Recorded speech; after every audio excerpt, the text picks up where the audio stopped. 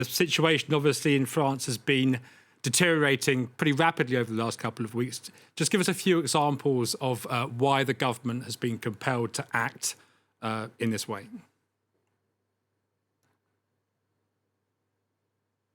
That's right, Chris. The situation has definitely spiraled, out of control since the end of August. France has become the country in Europe with the most diagnosed cases of COVID-19. It's the fifth, also worldwide. There are about 40 to 50,000 new cases diagnosed every day in France, and that is an underestimation because it doesn't take into consideration those who don't get tested and all of the other people who are asymptomatic.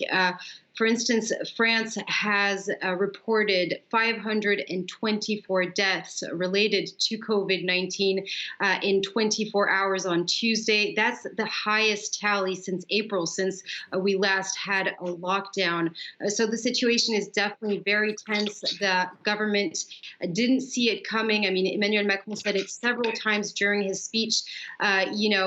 Him and his European counterparts did not see this coming. And also, epidemiologists say that the second epidemic wave is more brutal than they would have expected.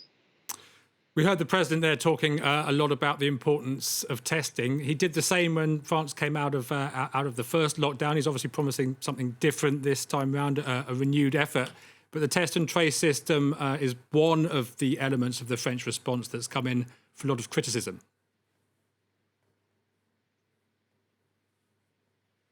That's right. At least contact tracing in France has been a huge flop. The government, launched an application back in June, but everybody was coming out of lockdown at that point. So they tried to launch a second application, and they did so just a couple of days ago. And it's already too late almost because we're already in the midst of the second epidemic wave. Now, French people, of course, are historically and in their culture very attached to privacy, and that could explain why so few people actually downloaded the application.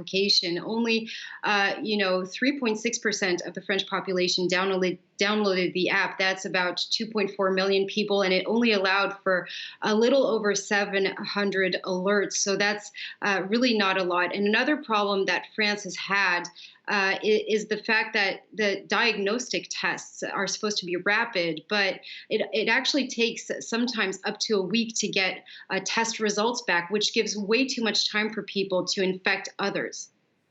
You're talking there about the French attitude to privacy. One thing that I think has been quite noticeable about the government's response is they have made recommendations at various points since the spring about the number of people we're allowed to see socially, that kind of thing.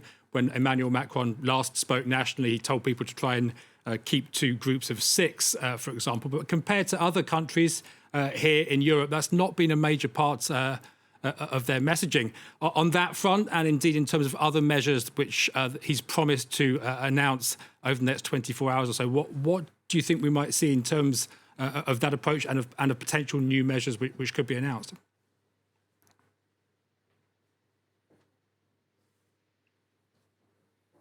Well, he started to announce the fact that everybody's going to be on lockdown, but it's true that a lot of people will still be able to go to work.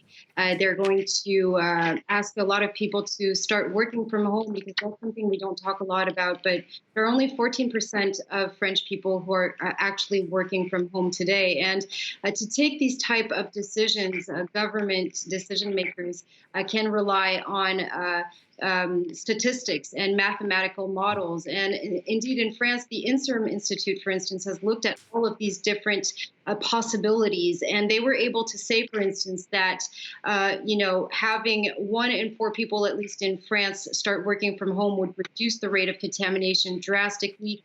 Closing schools wouldn't reduce the rate as much.